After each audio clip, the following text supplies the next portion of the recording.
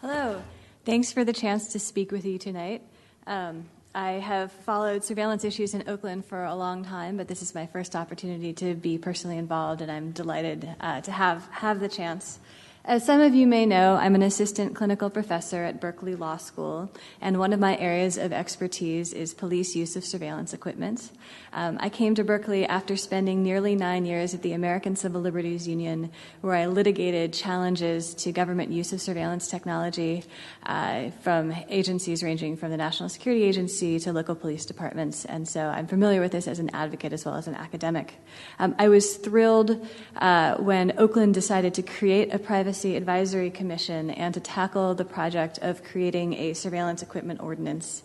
Your work is extremely important, and the problem the ordinance seeks to address is a real one. It's a problem that is occurring all around the country. A surveillance equipment ordinance is a terrific solution. I think the one you've drafted is comprehensive, thorough, clear, careful, and it has the potential to have nationwide impact. So before getting into specific comments, I want to tell you that I think the ordinance is terrific. And if all you did was pass what you have already created, I think that would achieve, the vast majority of what we could hope for out of this. And there are advantages to getting this moving sooner rather than later. I have reviewed the ordinance in detail, and if you want to get into the nitty-gritty of specific sections, I'm happy to do that in Q&A. But I think I'm going to use my prepared remarks just to talk broadly about why this issue is so important, why ordinances are a good solution, and then why I like this particular ordinance so much. So Oakland is far from the only city in which a police department or a city has rolled out a surveillance technology and caught the public unawares. We all followed the Domain Awareness Center, which initially received little attention and then received so much attention that even when I was sitting in New York City, it was hard to log on to the internet without hearing what was happening in Oakland around this issue. But before that, Seattle ran into difficulty because it acquired a drone, and the city council simply did not know about the drone. It had approved receipt of anti-terrorism funding, which the police department then used to buy the drone, but never told the city council. And it wasn't until the Electronic Frontier Foundation, representatives of whom are here today, filed a FOIA request that uncovered the drone that the city council members read in the Seattle Times that they owned a drone. You can tell a similar story about the rollout of facial recognition technology in San Diego. The local government, which was supposed to be supervising a law enforcement agency, was only dimly aware that the law enforcement agency had facial recognition technology, and not until the technology became publicly controversial did they start to grapple with the kinds of issues around data collection, storage, and retention that this ordinance proactively addresses.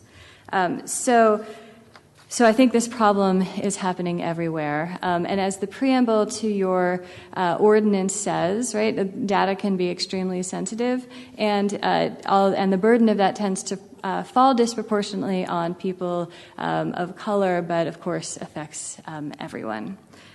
Surveillance technology can help solve crime, but it is also susceptible to abuse. And the questions about surveillance technology, whether to use it, what to collect, how long to keep it, whether to share it, right, raise important public policy questions. They're the kinds of questions, as the City Council found out, that people would like to have the opportunity to weigh in on. And I think the public has a valuable role to play, as do elected representatives, in making sure that the surveillance equipment is, appropriate to the community involved in, right? There's not one answer when it comes to surveillance equipment. Some communities have higher crime rates than others. The competence and trustworthiness of police departments varies greatly, and people's political preferences vary too. And ordinances are one way that communities can take all of this into account. So a surveillance equipment ordinance is a terrific solution to the problem of surreptitious acquisition of surveillance technology. Law enforcement has to disclose what it is doing so that communities and elected representatives can weigh in. It's values neutral, right, in the sense that it doesn't preclude the use of surveillance technology, but it allows people to have an active role in what that technology does. And requiring surveillance impact reports and use policies in the way that the ordinance does makes a great deal of sense. It puts the onus on the law enforcement agency or the other city agency to explain why the technology is necessary.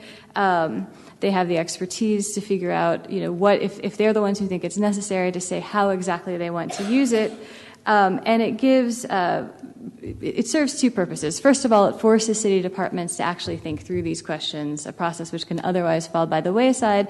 And second, it gives, commissions such as yourselves and elected representatives and the public an opportunity to have something to push back on, to weigh in. This specific ordinance is carefully drafted. It's clear. It addresses the problem that it purports to set out. And I think it also anticipates the future well. I know that this ordinance has been in the work for a tremendous amount of time. I think the work shows in the final product. I would be happy to talk about specific aspects of it if that's useful to this group. But I would be thrilled if exactly this ordinance were to become the law in Oakland. And I think that you all should be commended for your work. Other cities, Santa Clara County has done something similar. Seattle had a sort of more primitive version. But to have a major city like Oakland adopt something like this, I think would signal not only that low accountability acquisition of surveillance equipment is a problem, but also that there's a feasible solution and one that a major city was willing to adopt and that could serve as a model in the future. So with that, I'd be happy to answer any questions you might have.